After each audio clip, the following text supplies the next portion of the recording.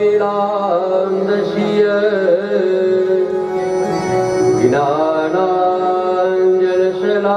ज्ञानाञ्जनशलाकया चक्षुरुन्मिलितं येन तस्मै श्रीगुरवे नमः। वक्रतुण्ड महाकाय सूर्यकोटिसमप्रभा निर्विघ्नं कुरु मे देव सर्वकार्येषु सर्वदा। हस्ताकरालवदने शिरोमाला विभूषणे चामुण्डे मुण्डमथने नारायणी नमोऽस्तुते। ब्रह्मण्यो ब्रह्मगुरु ब्रह्मा ब्रह्म ब्रह्म विवर्धना ब्रह्मवेद् ब्रह्मणो ब्रह्मे ब्रह्मज्ञो ब्राह्मण प्रिया। दक्षिणे लक्ष्मणो यस्य वामे तो जनकात्मजा पूर्वतो मारुति यस्य तं वन्दे रघुनन्दनं। वन्दे देवी उमापति सुरगुरु वन्दे जगत्तारणं वन्दे पन्नगभूषणं मृगधरं वन्दे पशूनां पतिं वन्दे सूर्यशशाङ्कवह्निनयनं वन्दे मुकुन्दप्रियं वन्दे भक्तजनाश्रयं च वरदं वन्दे शिवं शङ्करम्। आत्मा त्वं गिरिजामती सहचरा प्राणशरीरं गृहं पूजा ते विषयोगभोगरचना निद्रा समाधिस्थिति संचारपदयो प्रदक्षिणविधि स्तोत्राणि सर्वाणि तो यद्यद् कर्म करोमि तद्यदखिलं शम्भो तवाराधनं शम्भो तवाराधनं। ब्रह्मा मुरारिशुरार्चितलिङ्गं विमलभाषि शोभितलिङ्गं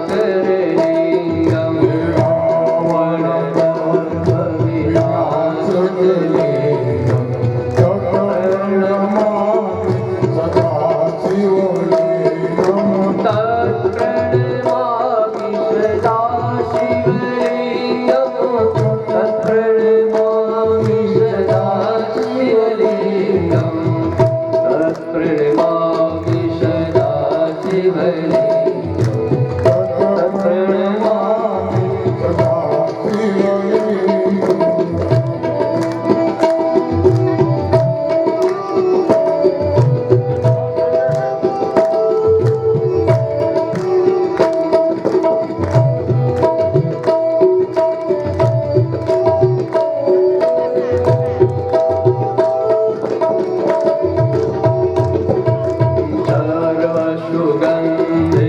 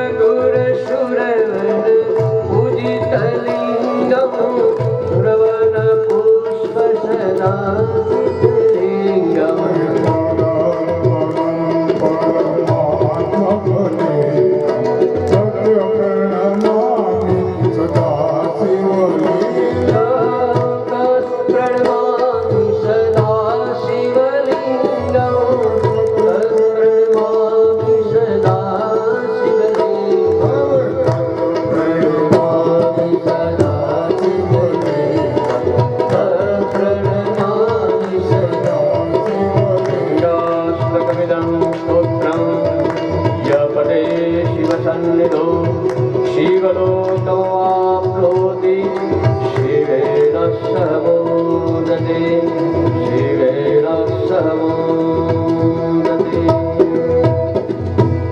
बोलो सोमनाथ महादेव की जय, द्वारिकाधीश की, गोवर्धननाथ की, वल्लभाधीश की, श्याम सुंदर श्री यमुने महारानी श्यावर रामचंद्र की जय।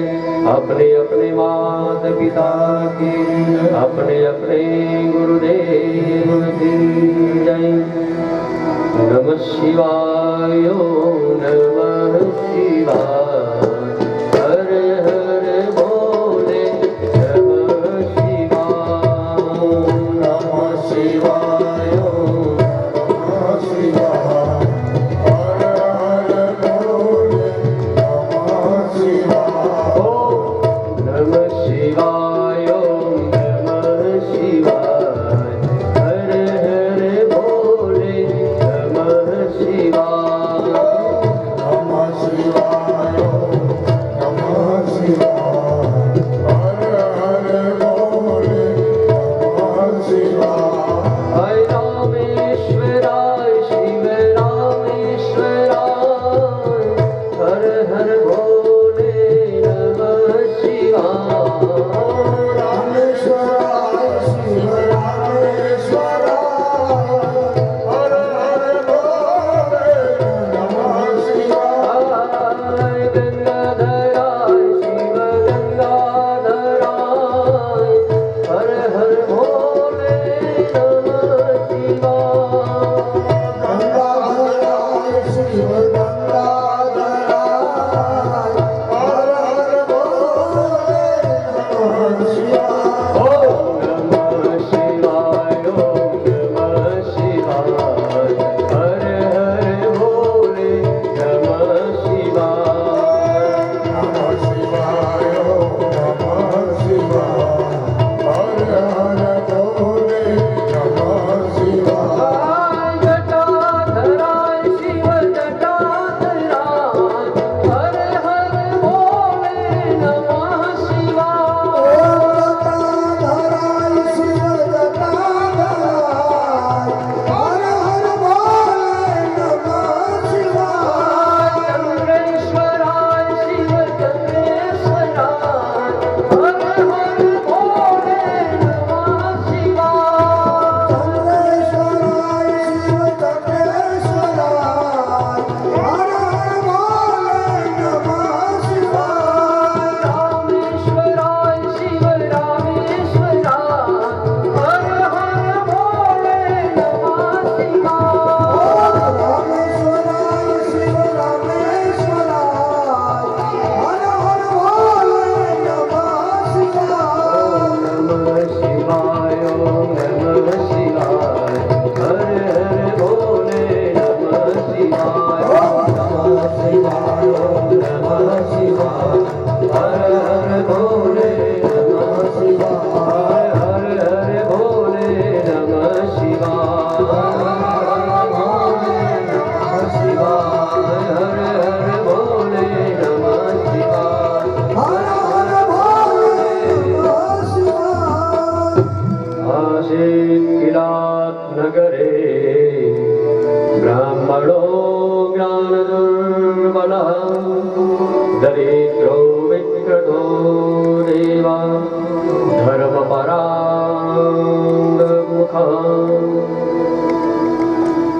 દરેકને મહાદેવ પરમ કૃપાળુ પરમેશ્વર ભગવાન મહાદેવની કૃપા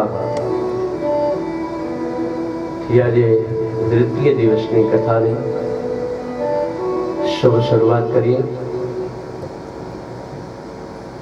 કેટલા સમયથી રાહ જોતા હતા। મારા ખ્યાલ મુજબ આપણે ડિસેમ્બરમાં કે નવેમ્બરમાં તમે કદાચ આવ્યા હતા। ડિસેમ્બરમાં એ સમયથી જે રાહ જોતા, જેમ એક ચાતક પક્ષી વરસાદની રાહ જોવે, એમ આપણે સતત રાહ જોતા હતા, ક્યારે ક્યારે તારીખ આવે, ક્યારે ક્યાં તારીખ આવે. દિન ગણતા માસ ગયા વર્ષે, દિવસો ગણતા ગણતા ક્યારે સમય આવી જાય ખબર ન પડે. હે મહાદેવની કૃપાથી આપણે ભગવાન સોમનાથના સાનિધ્યની અંદર દ્વિતીય દિવસની કથાની શરૂઆત કરી. ગઈકાલે આપણે શિવનું મહાત્મ્ય, કથાનું મહાત્મ્ય એ આપણે શ્રવણ કર્યું. પ્રથમ જ્યોતિર્લિંગ ભગવાન સોમનાથની કથા શ્રવણ કરી.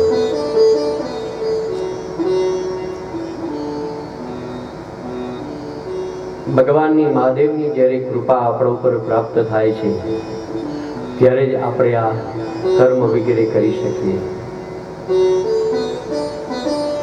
એવા કથાના મુખ્ય મનોરથી એવા શ્રી સ્વર્ગસ્થ ઈશ્વરભાઈ ચંદ્રીદાસ પટેલ, સ્વર્ગસ્થ દહીબેન ઈશ્વરભાઈ પટેલ અને સ્વર્ગસ્થ હિંમતલાલ ઈશ્વરભાઈ પટેલના સ્મરણાર્થે જે મુખ્ય યજમાન તરીકે ગંગા સ્વરૂપ શારદાબેન, હિંમતલાલ પટેલ, મહેશભાઈ હિંમતલાલ પટેલ, રીતાબેન તથા પરિવાર સાથે અને બધાનો જે સાથ સહકાર, આ બધું સત્કર્મ કરવું છે, પણ સત્કર્મ કરવા માટે આપણે એકલા કશું ન કરી શકીએ. આપણે તો ઘણું બધું કરવું હોય, કારણ કે યોજક તત્ત દુર્લભ. સતત જે આજે 13 વર્ષથી સતત 13મી આયોજન શ્રી રાધા કૃષ્ણ ભક્ત મંડળ મહેસાણા સમિતિ દ્વારા બ્રિજેશભાઈ, શાંતિભાઈ, શંભુભાઈ, કેશવલાલ, હસમુખભાઈ, આ બધાને સાથ સહકારથી આપણે સત્કર્મ, ઘણી વખત સત્કર્મ કરવું હોય પણ આપણાથી થઈ શકતું નથી, અને કદાચ આપણે કરવું હોય તો કઈ રીતે કરવું આપણને ખબર ન હોય. એક માજી એ બીજનું વ્રત કરે, દર બીજના દિવસે દર્શન કરે, અને બીજનો બહુ જ મહિમા. 12 મહિનાની 12 બીજ એ તમે જુઓ ને, એટલે દર વખતે અલગ અલગ બીજ હોય. એ જેઠ મહિનાની બીજ, અષાઢ મહિનાની બીજ, આ બીજના આધારે આપણે વરસાદ કેવો થશે ને એ પણ ખબર પડે. તે માજી દર બીજના દર્શન, કારણ કે નિયમ એવો, બીજનું વ્રત કરે. જેમ ચોથનું તમે વ્રત કરતા હોય તો ચોથની દિવસે વ્રત શું હોય કે એમાં ગણપતિનું વ્રત છે, પણ એમાં ચંદ્રના દર્શન કરી અને પછી ભોજન વગેરે કરવાનું છે. એમાં ચંદ્રનો મહિમા. આપણને ઘણી વખત થતું ને બી વ્રતની પૂનમ ને આ પૂનમ, આ બધું અલગ અલગ કેમ હોય છે? ત્રીજને દિવસે ચોથ કેમ હોય છે? ચોથને દિવસે ચોથ થવી જોઈએ. તેનું રાશિ, એનો જે રાશિ પ્રમાણે હોય એ પ્રમાણે, એનું જ્યોતિષ શાસ્ત્ર પ્રમાણે.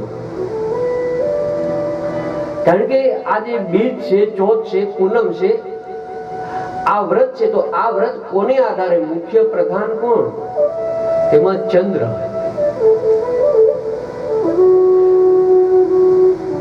ત્રીજે દિવસે ચોથ, એનું કારણ કે ઘણી વખત ચોથના દિવસે 4 વાગે બપોરે કે 5 વાગે બપોરે કે 6 વાગે બપોરે એ ચોથ પૂરી થઈ જતી હોય, તો તમારે તો દર્શન કરવાના હોય ચોથના, તો 5મા દિવસે થઈ જાય.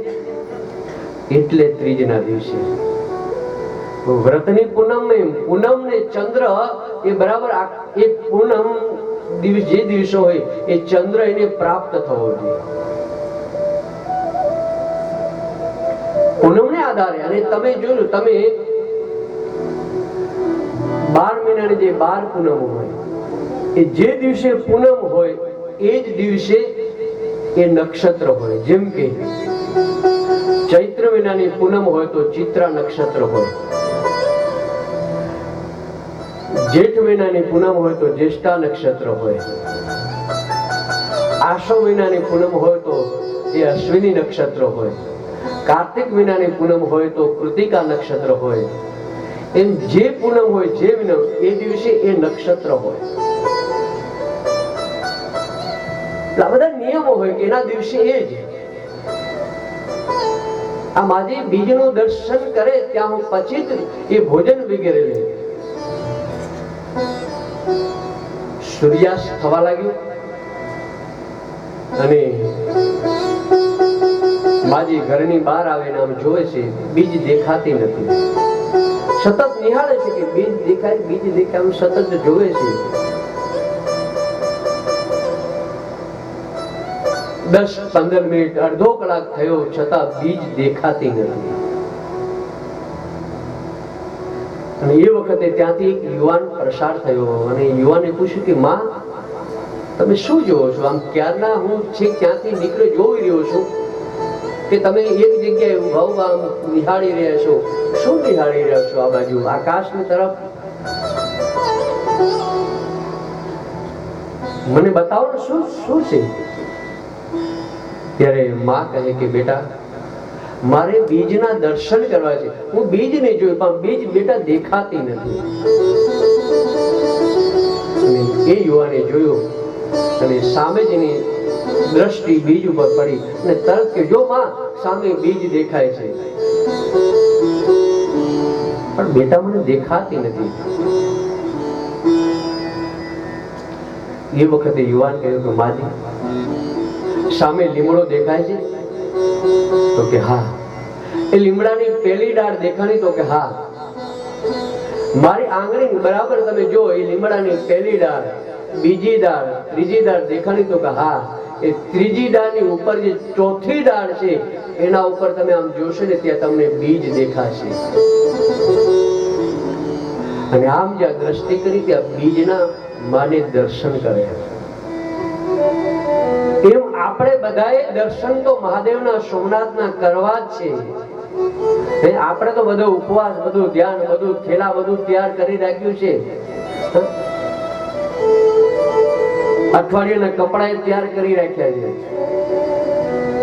કેટલો સામાન લઈ જવો, આ તે. આ તો નજીક છે. નહીં તો બ્રિજેશભાઈ હરિદ્વારે ત્યાં આવતો તો એક થેલો તો નાસ્તાનો જ હોય.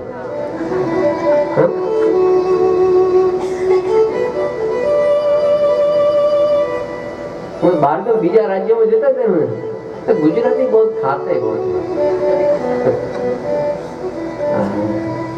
હરિદ્વાર ગયા ત્યાં કે અથાણું લાવીશું, ખાખરા લાવી, ગોળ. હા, ગોળ તો જોઈ. એટલું બધું એનો જોઈ. અને પાછા ઘણા એવી ટેવ હોય કેવી ખબર, બીજાનો નાસ્તો પેલા ખાવાનો. પોતાનો નાસ્તો ખાય ને. એમાં નહીં, ભાઈઓની વાત કરું તો એમાં પોતે મસાલા લઈને આવ્યા હોય ને એ હંગરી રાખે અને બીજાના મસાલા ખાધા રાખે. હું તો હું તો ભૂલી જ ગયો.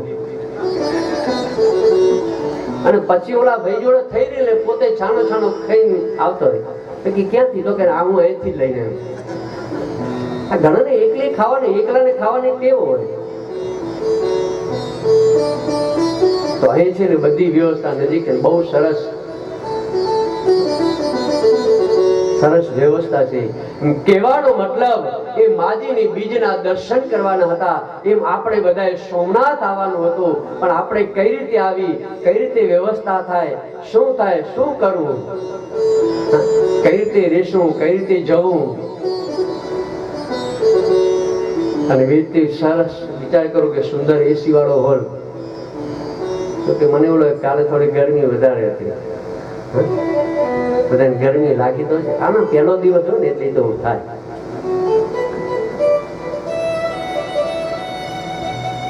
સૌથી આ તો બધા 90% બધા ખેડૂત જ છો.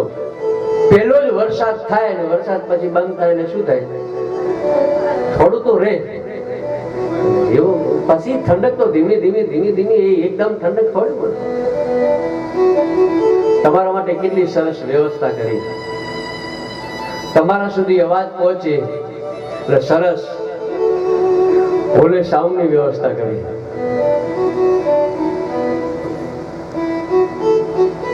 એક વખત ત્યારે તમારે સાદું માઇક હતું ને કથામાં, એ ન ચાલે એટલે તરત એને સાઉન્ડની વ્યવસ્થા કરી, તમારા માટે ખુરશીની વ્યવસ્થા કરી. આટલી બધી વ્યવસ્થા કરી છતાં આપણે ધ્યાન સરખું આપણે બીજે ધ્યાન રાખી બીજે ઇતસ્તતા ભ્રમણ થઈ જાય એ ન થાય. કેટલી વ્યવસ્થા વિચાર કરો. આ 5 વ્યક્તિઓ જે આયોજન કરે છે એ એમને ઘરના કામકાજ તો હશે ને. દેવીના છોકરા એ 12માં જ હતો. કેટલું બધું ટેન્શન. અમારે 12માં હતો. 12માં પરીક્ષા પૂરી નીકળ્યું હાલ હવે થોડો ફ્રેશ થાય. 12 સાયન્સ હતો એટલે કવિ કાગ કહે હેજી અમે નિસરણી હે બનીને દુનિયામાં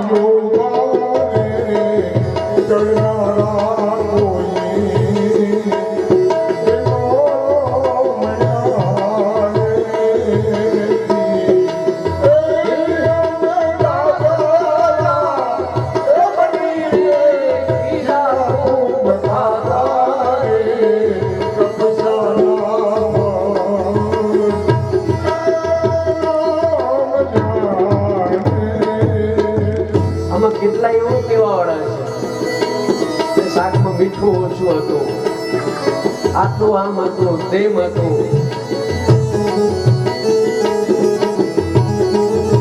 વિચાર કરો એ બાજરી હોય, બાજરીને વાઢી નાખે, ખળામાં લે, ઘંટીએ દળાય, દળીને પછી એનો રોટલો બને, તપે અને તપે પછી પીરશે ને જો પછી ખાનારા બરાબર ઉપયોગ ન કરે તો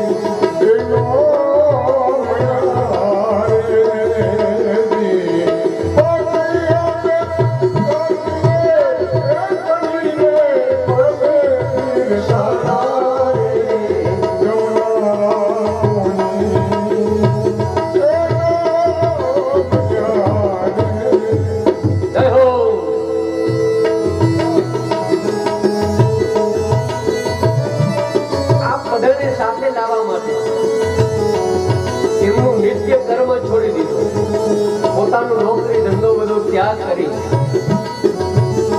અને એ રસ્તાનો ત્યાગ કરીને બીજો રસ્તો પકડ્યો તમારા માટે.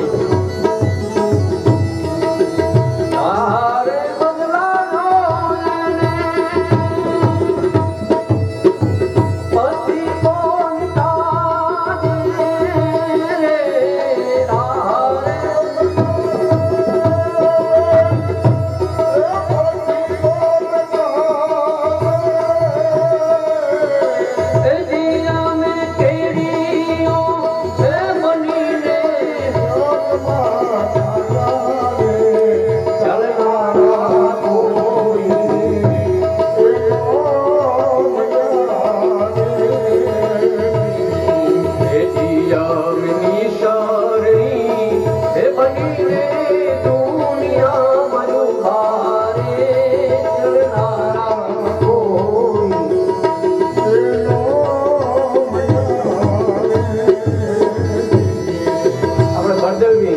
દાદા કેટલું સરસ સરસ આ તમને આનંદમાં રાખવા અને એમના બધા શબ્દો છે ને, આ શબ્દો પાછા શબ્દો કોર્સમાં ક્યાંય જોવા નહીં મળે.